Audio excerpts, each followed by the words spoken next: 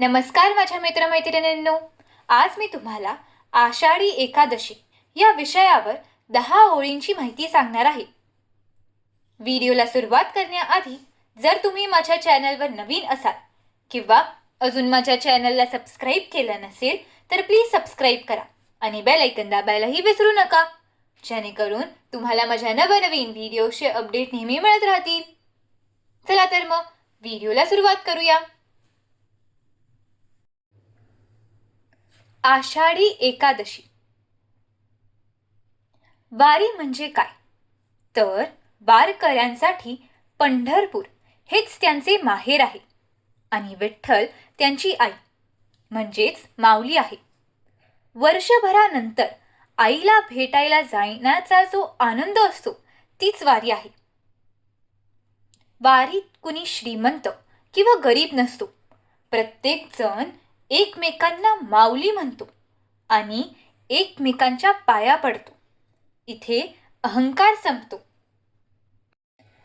पायाला फोड आली, पाऊस असो की ऊन, वारकरी विठ्ठल विठ्ठल म्हणत हसत नाचत चालत राहतात.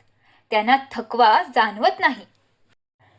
पालखीत संतांच्या पादुका असतात. वारकऱ्यांना वाटते की स्वतः संत ज्ञानेश्वर आणि संत तुकाराम त्यांचा हात धरून विठ्ठलाकडे नेत आहेत.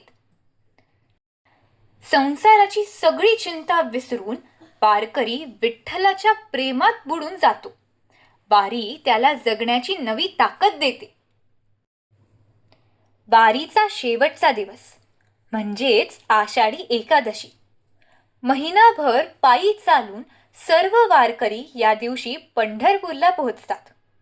चंद्रभागा नदीत स्नान करून विठ्ठलाचे दर्शन घेतात. आषाढी एकादशी ही हिंदू पंचांगणानुसार आषाढ महिन्यातील शुक्ल पक्षातील एकादशी आहे. याला देवशयनी एकादशी असेही म्हणतात. या दिवशी सर्व लोक विठ्ठलासाठी उपवास म्हणजेच व्रत करतात.